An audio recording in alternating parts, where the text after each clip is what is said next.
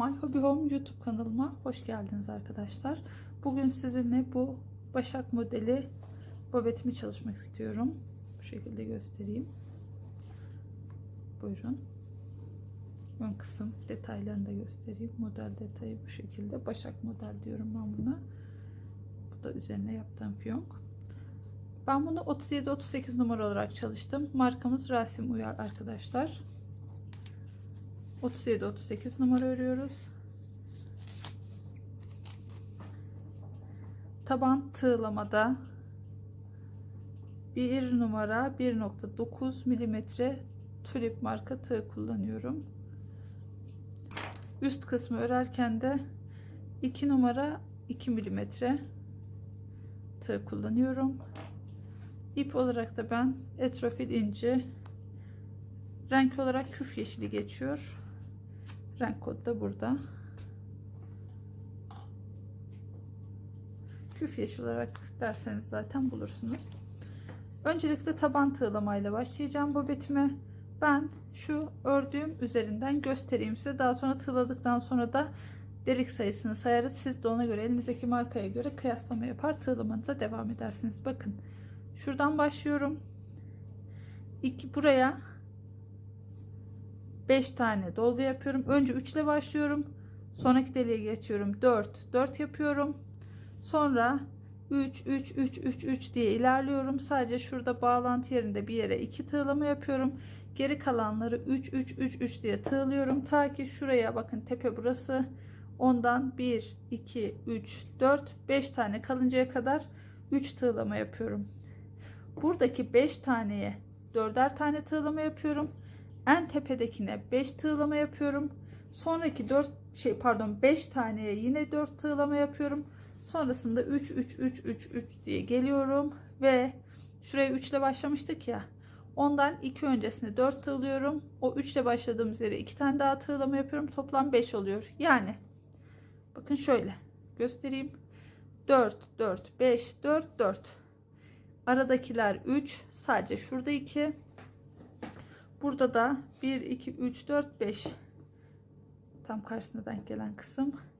5 sağdan 4 tığlama, 5 soldan 4 tığlama, en tepeye de 5 tığlama yapıyorum ve tabanımızın tığlaması bitmiş oluyor.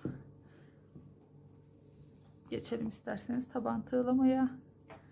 Sonrasında delik sayısına da beraber bakarız. Dediğim sayıları riayet ederseniz bir sıkıntı olmaz. Ama farklı bir marka kullanıyorsanız, bakın başlangıcı da böyle yapıyorum. Verdiğim sayıları tabanlık markanız aynı ise verdiğim sayıları rahatlıkla kullanabilirsiniz. Ama farklı bir marka kullanıyorsanız delik mesafelerinden dolayı tığlamanız da fark eder. Mesafeler çok açıksa daha fazla tığlayın. Mesafeler çok yakınsa daha az tığlayın. 1 2 3 4. Az önce söylediğim gibi bakın 3 tığladım. 4. Buraya da 4. Geri kalan aradakilere 3. 1 2. Az önce söylediğim şekilde tığlamamızı yapalım. Sonra üst kısma beraber geçelim arkadaşlar. Çünkü taban tığlama tüm videolarımda anlatıyorum. Aşağı yukarı biliyorsunuz. Sadece şurada bir yerde 2 tığlama yapacaksınız. Gerisi buralar 3. Şurada 5 tane kalıncaya kadar. Tabanlığımızı da tığladım arkadaşlar. Şimdi az önce dediğim gibi tığladım. Bakın burası 5 4 aradakiler 3, burası 2 3 kalan 1 2 3 4 5 tanesi 4, tepedeki 5, sonraki 1 2 3 4 5 tanesi 4, geri kalanlar 3 buraya kadar 3. Delik sayısına bakalım hep beraber, sonra hızlı bir şekilde üst tarafa geçelim. Şunu da sayalım, bununla başlayalım yani. 1 2 3 4 5 6 7 8 9 10 11 12 13 14 15 16 17 18 19 20 21 22 23 24 25 26 27 28 29 30 31 32 33 34 35 36 37 38 39 40 41 42 43 44 45 46 tane delik var. Bu Rasim Uyar marka 37-38 numara için. Şimdi burası bitiş yerimizde. Aynı zamanda başlangıç yerimiz. 4 sıra arkadaşlar sık iğne örüyoruz. 4 sıra, pardon 5 sıra sık iğne öreceğiz. Yani şöyle yakınlaştırarak göstereyim. Bobetimi kenara çekeyim. Bakın. Tığımızın önüne ip almadan içerideki kanattan alıyoruz. Tek seferde çekiyoruz. Tığımın önüne ip almadım. İçerideki kanattan bir ilmek aldım. Tek seferde çektim.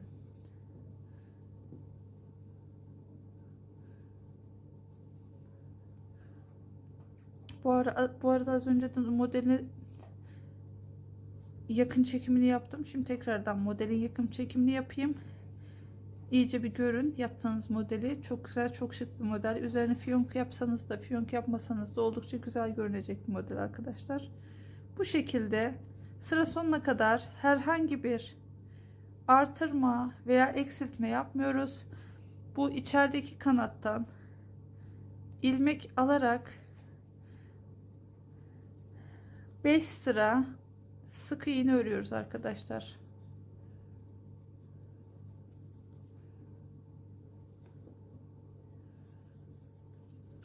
Sık iğne dediğim gibi iç kanattan alarak örüyoruz. Evet, bırakayım ama şimdi devam edeceğim. Size yakın çekimde göstereyim. Bakın. Modelimiz bu. Başak modeli dedim ben. Bu şekilde. Bakın şu 1 2 3 4 5 5 sıra, bu 5 sıra sık iğneyi örelim. Daha sonra topuk yükseltmeyi göstereceğim. Topuk yükseltme yapacağız. Ondan sonra da bu ön kısmı, model kısmını halledeceğiz arkadaşlar inşallah. Siz gösterdiğim gibi toplamda 5 sıra sık iğne örün. Sonra beraber topuk bölümünde buluşalım. Size söylediğim gibi arkadaşlar 5 sıra sık iğnemizi ördüm. Bakın 1 2 3 4 5 sıra ördüm. Şimdi topuk yükseltmesini yapacağım. O yüzden ilmeğimizi buradan en son kaydırmayı yaptık. İlmeğimizi de bu şekilde genişletip patiği içinden geçirelim. İpi kırmadan devam etmek için.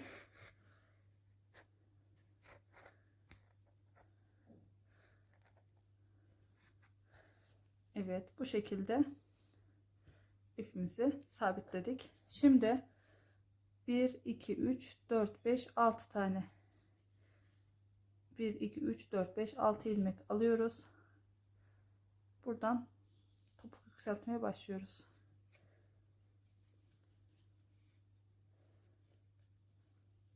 Evet. Şöyle içerideki ilmekten alayım bir dakika. Sadece bu ilkini içerideki ilmekten alayım. Çünkü sık iğne, aynı yeri sık iğne yapınca ip gelmeyebilir. Şöyle.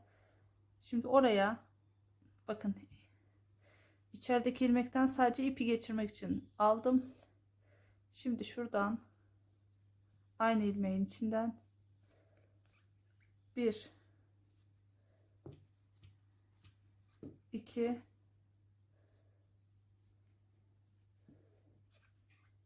3 4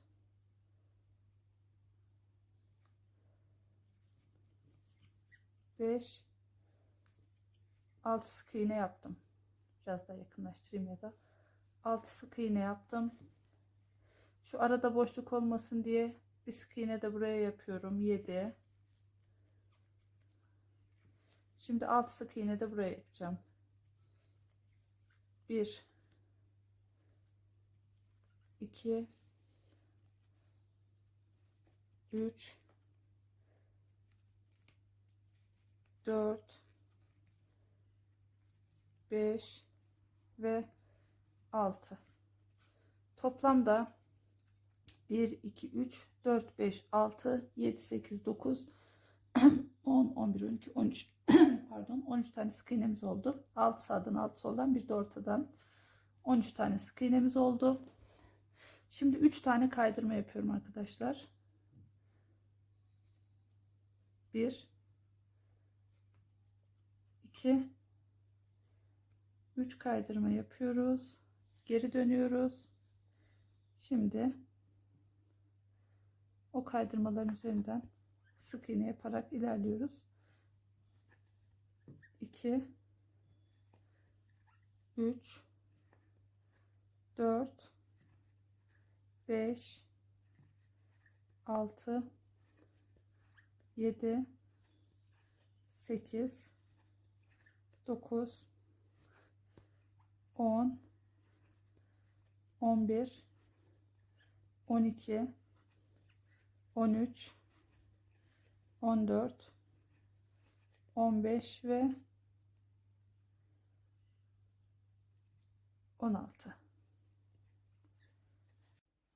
16. Şimdi 3 sık iğne daha yapıyoruz. 17 18 ve 19. Topuk yükseltmede ilk sıramızda ne yaptık? 13. İkinci sıramızda 19 tane sık iğne oldu. Şimdi 2 tane kaydırma yapalım. Bir üst sıraya geçmeden önce 1 ve 2.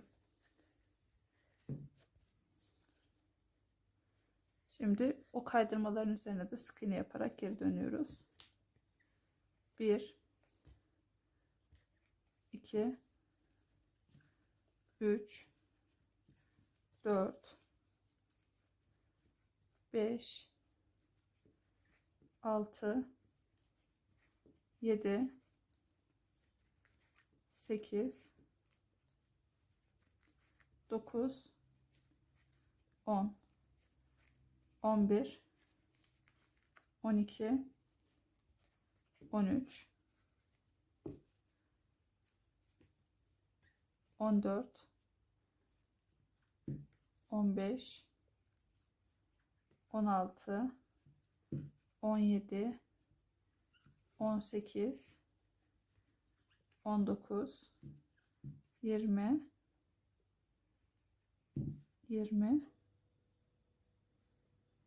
21 2 sık iğne daha yapıyoruz. Çünkü diğer taraftan 2 artırma yaptık. 21 22 ve 23. Topuk yükseltmemizdeki 3. sıramızda 23 ile tamamladık. Şimdi burada 2 kaydırma yapmak istiyorum. 1 2 kaydırma yaptık.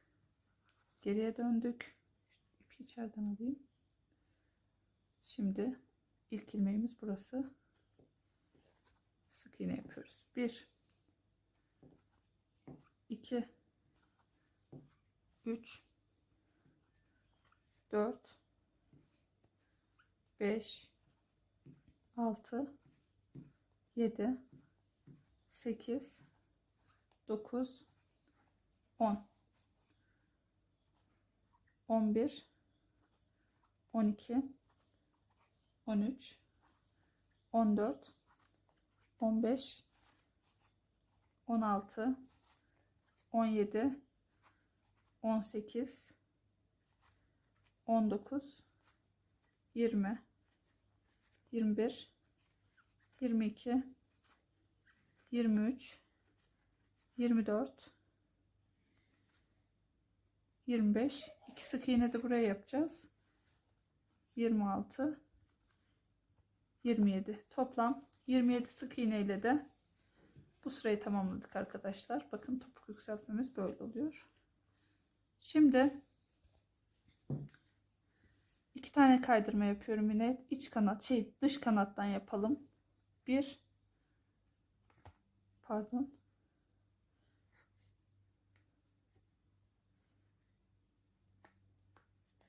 1 2 kaydırma yaptık.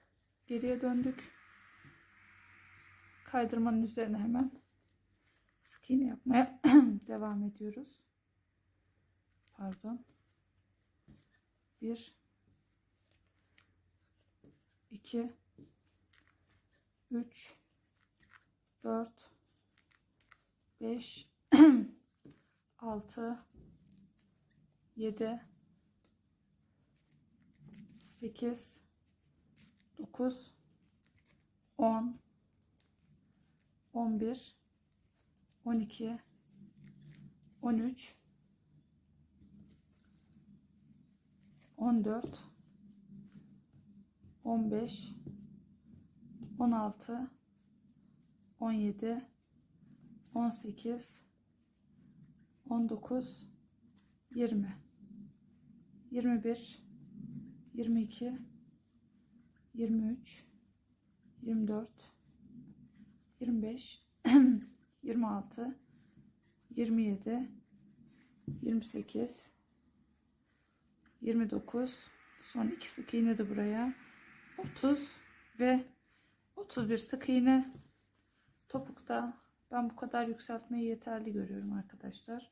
Toplamda 31 tane ilmekle yükseltme kısmını tamamlıyorum. Bir zincir çektim ve ipimizi kırıyorum. Bu şekilde topuk yükseltmeyi ben yaptım. Şimdi burun kısmındaki modeli kuralım birlikte. Burun kısmındaki modeli kurmak için ben toplamda 7 ilmek ile başladım. Babetimizi şöyle tutalım. Tam ortadaki ilmeği bulalım. Benim için ortadaki ilmek burası.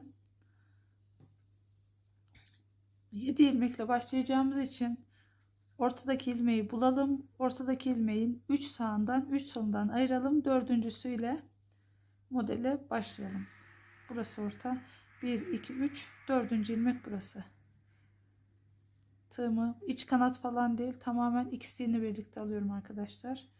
İpimizi geçiriyorum. Bu geçirdiğim yere sık iğne yapmıyorum. Bir sonrakine yakınlaştırayım isterseniz. 1, 2, 3, 4, 5, 6, 7 tane ilmek yaptım. 1, 2, 3, 4, 5, 6, 7. İpimi arkaya alayım. Hemen yandaki ilmekle kaydırma tekniğiyle birleştiriyorum.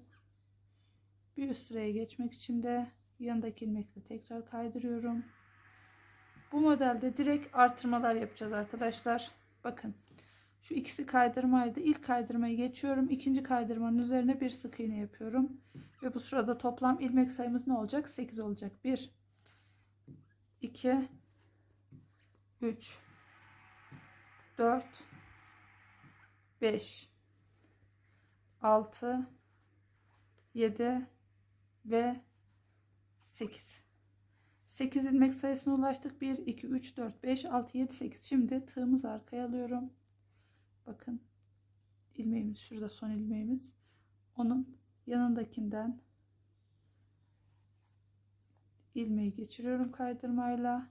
Bir üst sıraya geçmek için de yanındaki ilmekten de geçiriyorum ve bir üst sıraya geçtik. Yine bakın bu ikisi kaydırma. İlkini atlıyoruz. İkinci kaydırmanın üzerine bir sık iğne yapıyoruz. Artırma yapmış oluyoruz. Şimdi başak modelimizi kurmaya başlıyoruz. İlkini atlıyoruz. İkincisinden. Bakın hemen yanındakine sık iğne yapmıyoruz. Onun bir altındaki ilmekten alıyoruz. Sıradakine bir sık iğne yapıyoruz.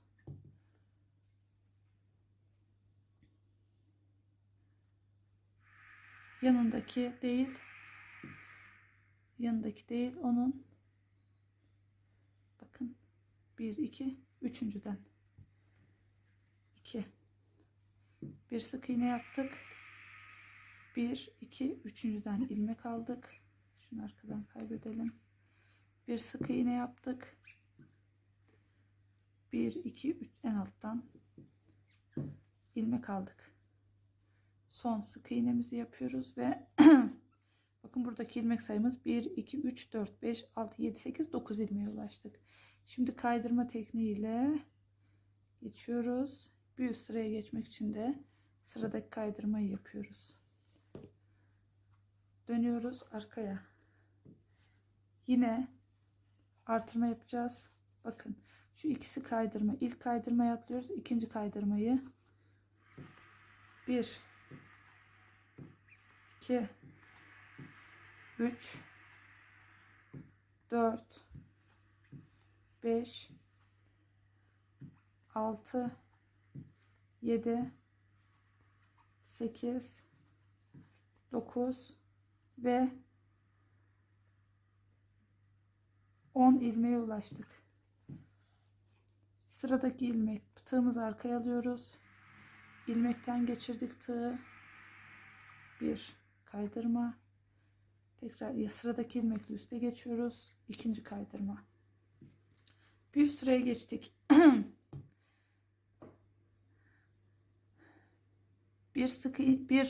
Kaydırmamız var. Onu atladık. İkinci kaydırmaya ilk ilmeği yapacağız ama burada başak modelimizi kurmamız gerekiyor. O yüzden 1 2 şu alttan. Aslında o bağlantı yeriydi. 1 2 şu alttan bir ilmek alıyoruz. Yanına bir sık iğne. Şimdi 1 atladık, 2 atladık. Üçüncüyü şu başağın içerisinden alıyoruz. O yüzden sık iğnemizi aslında ikinci sıra sık iğneyi dönerken çok sıkı yapmayalım ki rahat rahat alalım. Bakın bir sık iğne yaptık.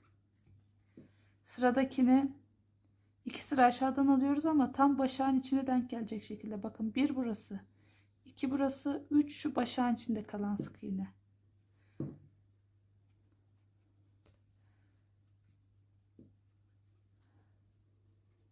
Evet. Bir sık iğne yaptık. Sıradaki başağın içerisinden ilmek alıyoruz.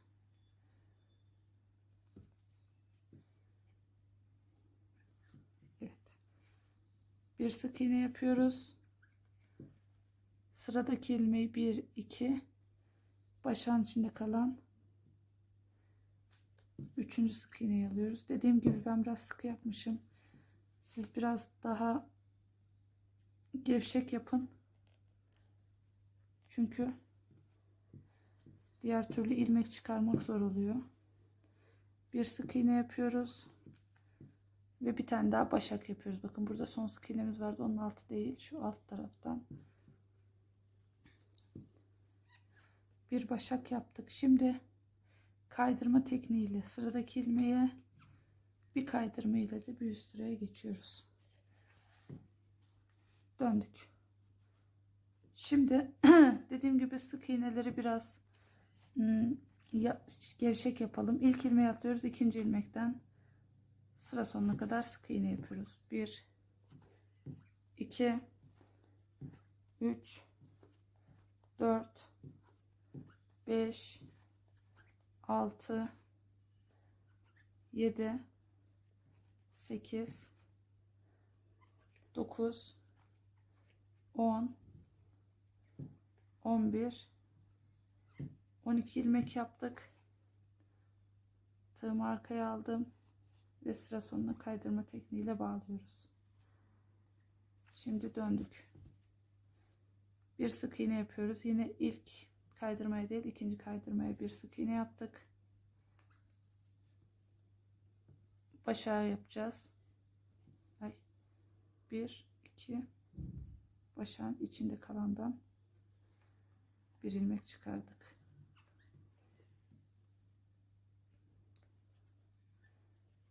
Bir sık iğne yaptık. Yine 1 2 başağın içinde kalan ilmekten sık iğne yaptık. Bir sık iğne yaptık. Başağın içinde kalan 1 2 şu başağın içinde kalan sık iğneden ilmek çıkardık. Bir sık iğne yaptık. Bakın başağın tam içinden görebiliyor musunuz? Evet. Bir sık iğne yaptık. Her sırada da ilmeğimiz bir tane artıyor arkadaşlar. Bu değil.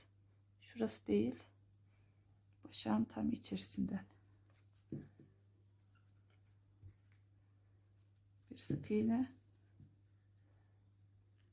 ve başağın tam içerisi.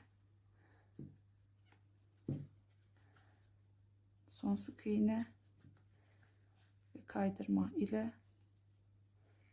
sıraya bağlama, yeni bir kaydırma ile bir üst sıraya çıkma. Çeviriyoruz. Yine çok sık olmayacak şekilde sık iğnemizi yapalım. Devam ediyoruz arkadaşlar. Yine artırmalarımızla. Artırmaları dediğim gibi ne yapıyoruz? Şurada 2 tane kaydırma yapıyoruz. İlkini atlayıp ikinciye batınca artırma yapmış oluyoruz. Bir de bu tersten ördüğümüz bölümlerde dediğim gibi birazcık gevşek tutun isterseniz. Çünkü başak modelimizi kurarken ilmeğin içerisinden aldığımız için zorlanmayın. Biraz daha gevşek tutun elinizi. Bu şekilde. Toplamda 28 ilmeğe ulaşacağız. Ben 37-38 numara için yapıyorum. Özellikle 38 numara için daha uygundur. 28 ilmeğe ulaşıncaya kadar artırmamıza devam edelim. Evet, sıra sonuna geliyoruz. Sıra sonuna geldik. Sıra sonunda ne yapıyoruz? Tığımızı arkaya alıyoruz. Sıradaki ilmekten kaydırma yapıyoruz. Bakın artırma yaptığımız kaydırma burası aslında. Sonra bir üst sıraya geçmek için de ikinci kaydırmayı yapıyoruz. Artırma yaparken de o sırayı tamamladığımız ilk kaydırmanın içine batarak artırma yapıyoruz. Evet. Şimdi sık iğnemize devam edelim. Bir sık iğne yaptık. İkincinin başağın içerisinden alıyoruz. Bir sık iğne yapıyoruz. İkincisini başağın içerisinden alıyoruz. Bir sık iğne yapalım. İkincisini başağın içerisinden örelim. Bir sık iğne yapıyoruz. Başağın içerisinden ilmek alıyoruz. Bir sık iğne yapıyoruz. Başağın içerisinden ilmek alıyoruz. Bir sık iğne yapıyoruz. Başağın içerisinden ilmek alıyoruz. Bir sık iğne yapıyoruz. Başağın içerisinden ilmek alıyoruz. Bir sık iğne, bir başağın içerisinden ilmek. Bir sık iğne, bir başağın içerisinden ilmek. Bir sık iğne, bir başağın içerisinden ilmek. Dediğim gibi toplamda 28 ilmeğe ulaşıncaya kadar bu şekilde yapalım arkadaşlar. 1 2. Yine kaydırmamızın ikincisini artırmamızı yapıyoruz. Bu şekilde sıra sonuna kadar gidiyoruz.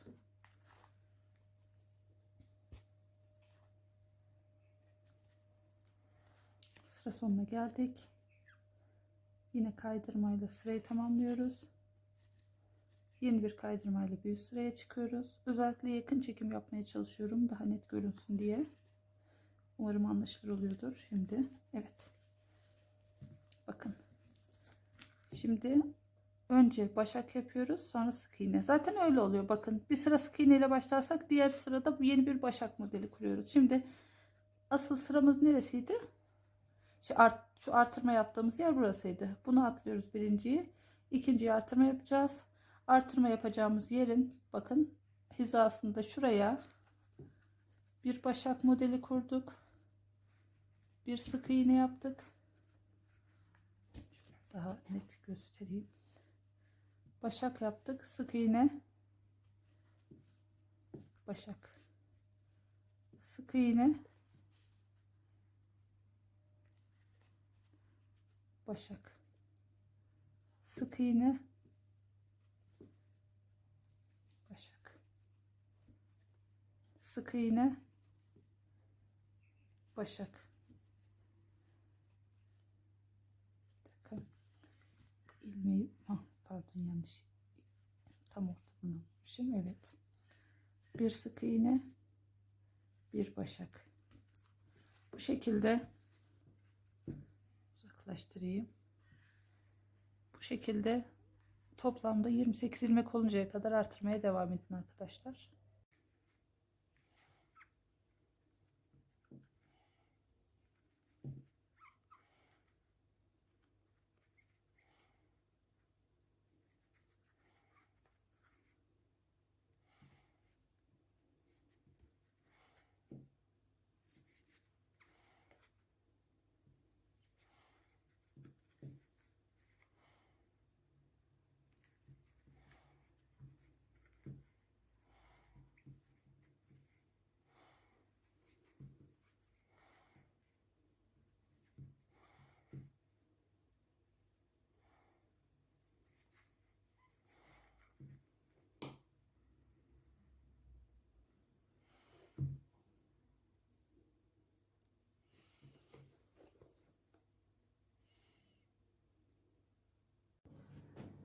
burayı 28 ilmeğe kadar artırdım arkadaşlar. Bu 28 ilmeğin olduğu sıradayım. Yani artırmamızın son sırasındayım.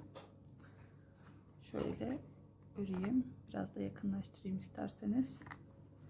Şimdi son sıra bu, dediğim gibi.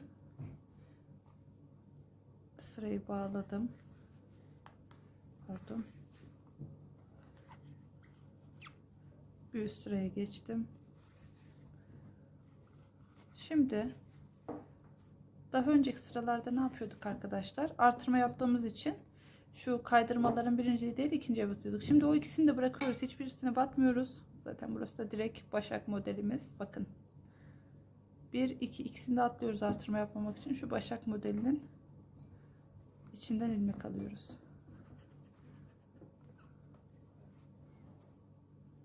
Bir sık iğne. Bir başak. Bir sık iğne. Bir başak. Dediğim gibi, başta söylediğim gibi sakın ikinci ilmeğe batmayın. İlk iki ilmeği bırakın, yani o kaydırma yaptıklarımızı üçüncüden devam ettirin. Yoksa artırmanız devam etmiş olur. Bu sefer de model olmaz. Şimdi sıra sonuna kadar bu şekilde devam edelim. Yine aynı, bir sıra başak modeli, bir sıra sık iğne, bir sıra başak modeli, bir sıra sık iğne. Evet. Bu şekilde sıra sonuna kadar ilerliyorum.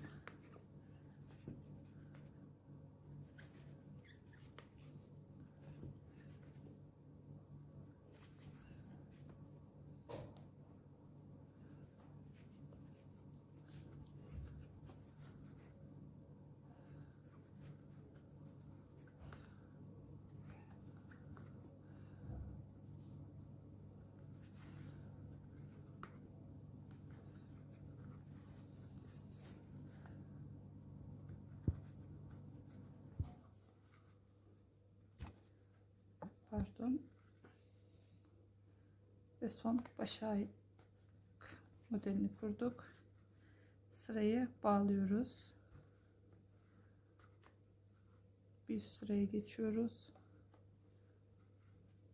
Arkaya dönüyoruz. Burada da yine aynı, bakın. Bir bağlama, iki bağlama, onu atladık. Direkt başak modelin üzerinden sık iğne yapıp sıra sonuna kadar gidiyoruz. Bundan sonrası hep böyle olacak arkadaşlar. Herhangi bir artırma yapmayacaksınız. Dediğim gibi kaydırma yaptığınız yerlere sakın ilmek çıkarmış olmayın. Dikkat edin. Bu şekilde toplamda babetimize bakayım. Birlikte sayalım isterseniz. Kaç tane başak kuracağız? Ona göre bakın. Şöyle 1, 2, 3, 4, 5, 6, 7, 8, 9, 10, 11, 12, 13, 14, 15, 16, 17, 18. Toplamda 18 sıra başak modelinden kuracağız arkadaşlar. Ondan sonra da şu yan tarafları örmeye devam ederiz. Hep birlikte bu başak modelini örelim. 18 sıra başak olacak şekilde. Sonrasında da yanlara devam edelim. Toplamda 18 sıra başak yaptım arkadaşlar. Şunu söyleyeceğim. Şuralar sık iğne. Buralarda bir sıra sık iğne, bir sıra başak olmasına rağmen o başakları yaparken hafif böyle sıkışıyor örgü. O yüzden birazcık kalkıklık olabilir burada. Bakın, kalkıklık var. Ama ayakta duruşu, ayağı giydiğimiz zaman muhteşem, muazzam görünüyor. Siz sakın şu şekilde kalkık olmasına aldanmayın. Gerçekten çok güzel görünüyor ayakta giydiğiniz zaman. Siz de fark edeceksiniz. Sayalım bir. Ondan sonra devam edelim. Şu kenarlarına. 1, 2, 3, 4, 5, 6, 7, 8, 9, 10, 11, 12, 13, 14, 15, 16, 17, 18. Toplamda 18 sıra ördük. En son 18 sıra şurayı tekrardan birlikte yapalım.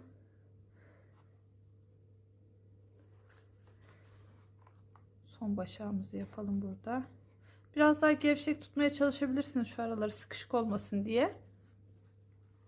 Hani o başağı yaparken ister istemez şöyle bir aşağı doğru sıkışıklık oluyor. O yüzden bu kalkıklık var. Ama ayağı giydiğinizde çok güzel olacaktır. Bakın en son başağı yapıyoruz. Sıradaki ilmeğe kaydırma tekniğiyle sabitliyoruz. Sonra şuradaki o en son yaptığımız başak var ya, onun tepesinden tığ geçirelim. İpimizi oraya alıyoruz. Yani evet, bu sefer şu tarafa doğru öreceğiz. İpimizi oraya aldık. Şimdi sık iğne olarak devam edelim arkadaşlar, sıra sonuna kadar. Bundan sonra standart zaten soldan sağa, sağdan sola sık iğne şeklinde ilerleyeceğiz. Zaten topuk yükseltmemizi de yaptık. O yüzden onunla ilgili ekstra yapacağımız bir durum da yok. Bu şekilde sıra sonuna kadar herhangi bir artırma veya eksiltme yapmadan örüyoruz. Evet, örelim.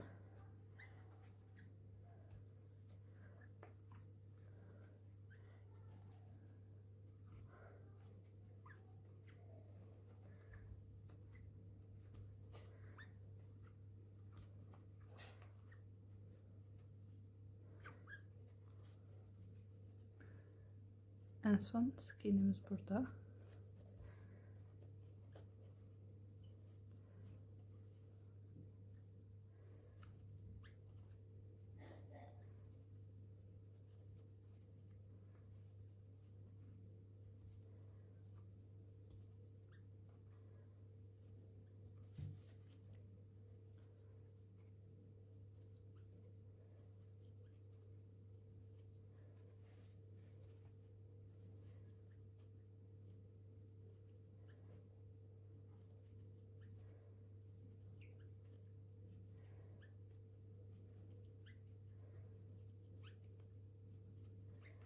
Herhangi bir işlem yapmıyoruz ekstra arkadaşlar zaten.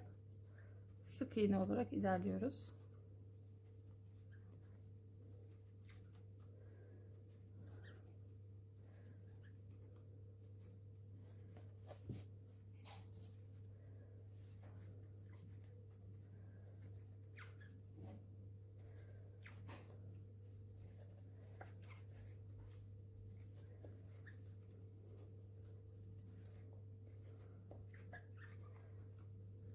Affedersiniz arkadaşlar, biraz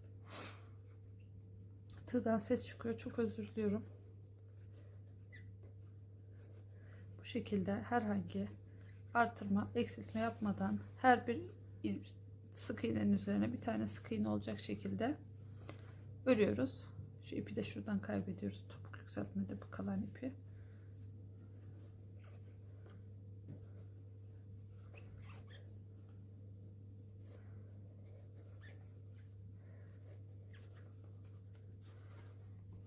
Bu şekilde tutayım, daha rahat örerim diye düşünüyorum.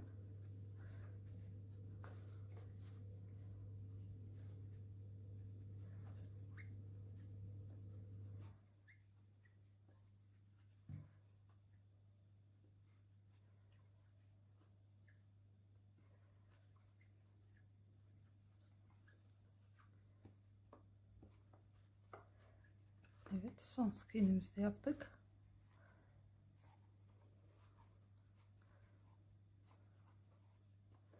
Şimdi ilk ilmeğimizden şu şekilde sırayı tamamlıyoruz.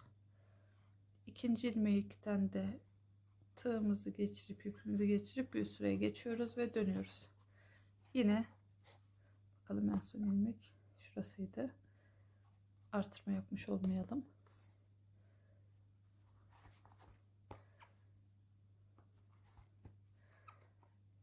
Evet.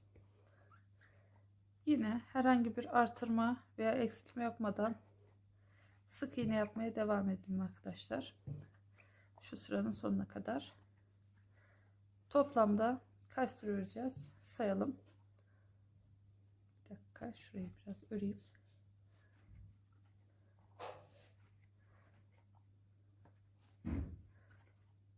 Bakın, herhangi bir artırma eksiltme yapmıyorum.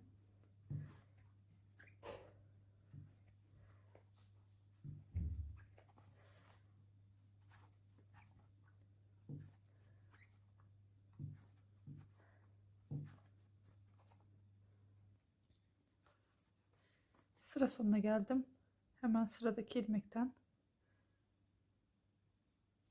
şu ipimiz önde, tığımız arkada, sıradaki ilmekten ipimizi geçirip sırayı bağlıyoruz. Sonra bir üst ilmeğe geçiyoruz. Yani bir üst sıraya geçiyoruz ve ters dönüp sık iğne yapmaya devam ediyoruz arkadaşlar.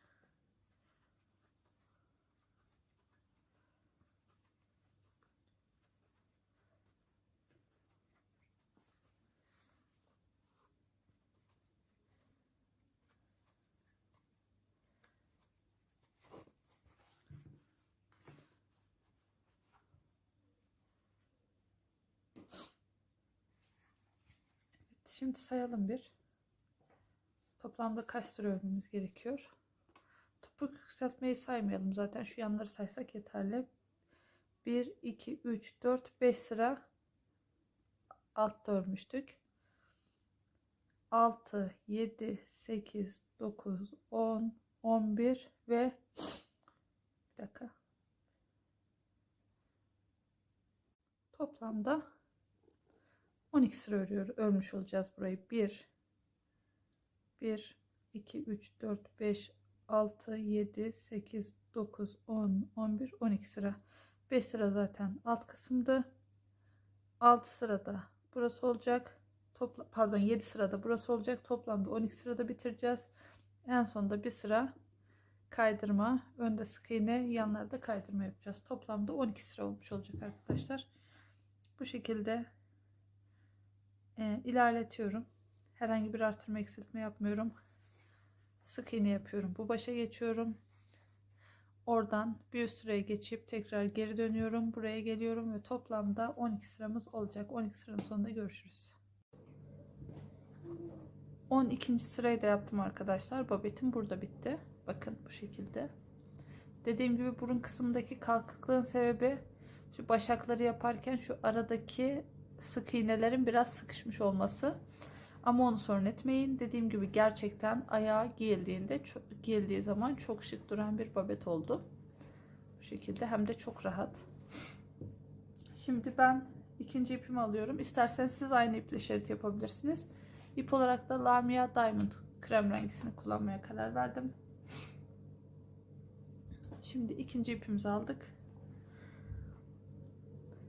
Şuradan ipi içinden geçirebilirim. İlk ilmeğe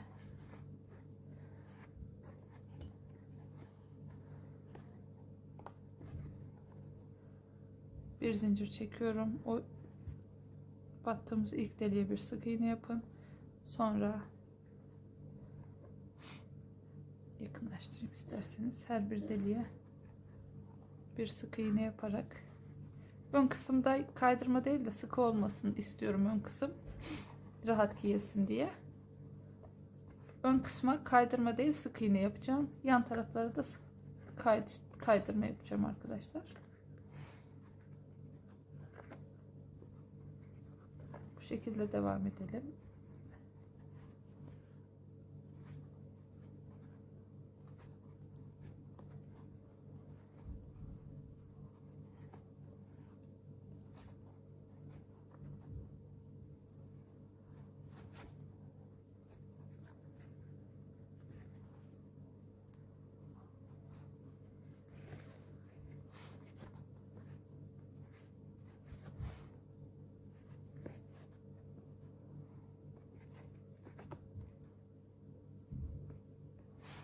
Ön tarafı tamamladık arkadaşlar. Yan tarafa direkt ilk ilmeğine kaydırma olarak geçiyorum.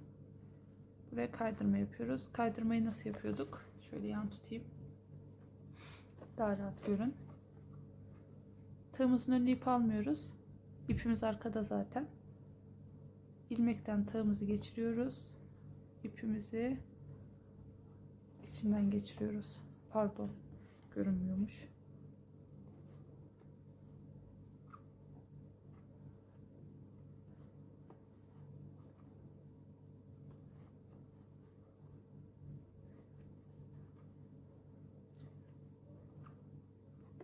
Bu şekilde çok sıkı da tutmayın arkadaşlar. Zaten oldukça sıkı bir babet oldu. Sık iğne olduğu için bir de.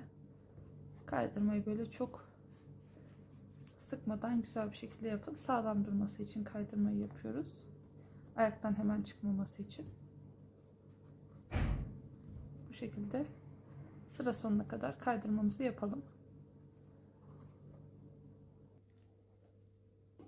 Son kaydırmaya da geldim arkadaşlar. Bakın burası son kaydırma. Şimdi son kaydırmadan sonra tığımdan ipimi çıkarıyorum. İlk sık iğne yaptığımız ilmeğe geçiyorum. Pardon, şöyle ilmeğin tepesinden. Burayı da alıyorum. Pardon. Ay, özür dilerim. Niyeyse şu an bir zorlandım.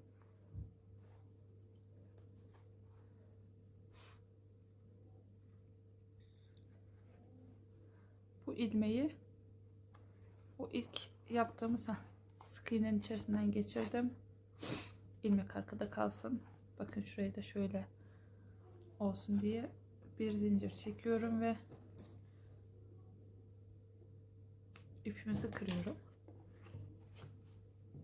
Bu şekilde.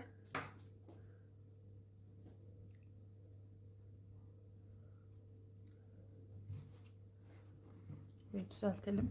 Dediğim gibi ayakta duruşu çok güzel bir model. İnşallah yaptığınız hobitlerden memnun kalırsınız. Instagram'da hikayelerinizi etiketleyerek paylaşırsanız, My Hobby Home etiketiyle hikayelerinizi paylaşırsanız ben de size hikayemde yer veririm arkadaşlar. Örecek olan herkese şimdiden kolay gelsin. Şöyle yakınlaştırayım.